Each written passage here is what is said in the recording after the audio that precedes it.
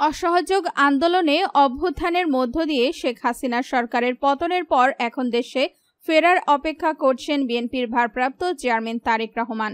আইনি প্রক্রিয়া সহ প্রয়োজনীয় আনুষ্ঠানিকতা শেষ হলে তিনি যে কোনো সময় লন্ডন থেকে বাংলাদেশের উদ্দেশ্যে রওনা হবেন বলে জানা গেছে।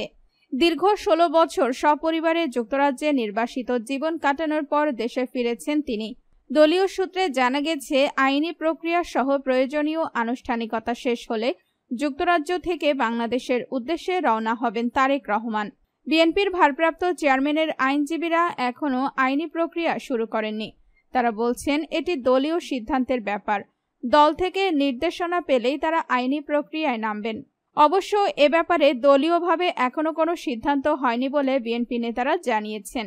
জানতে চাইলে বিএনপির স্থায়ী কমিটির সদস্য সেলিমা রহমান বলেন, বিএনপির ভারপ্রাপ্ত চেয়ারম্যান তারেক রহমান বিগত আওয়ামী লীগ সরকারের রাজনৈতিক প্রতিহিংসার শিকার।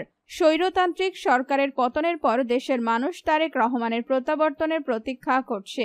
বিএনপির নেতাকর্মী সহ সবার প্রত্যাশা উনি দ্রুততম সময়ে দেশে ফিরবেন। পরিবর্তিত রাজনৈতিক পরিস্থিতিতে বিএনপির মহাসচিব মির্জা ফখরুল ইসলাম আলমগীর দলের ভারপ্রাপ্ত চেয়ারম্যানের সঙ্গে ওনার মামলাগুলোর বিষয়ে কথা বলবেন। ১.৫ দশকের বেশি সময় ধরে সপরিবারে যুক্তরাজ্যে রয়েছেন তারেক রহমান। বর্তমানে তিনি দেশটিতে রাজনৈতিক আশ্রয়ে অবস্থান করছেন। লন্ডন থেকেই দল পরিচালনা করছেন তিনি।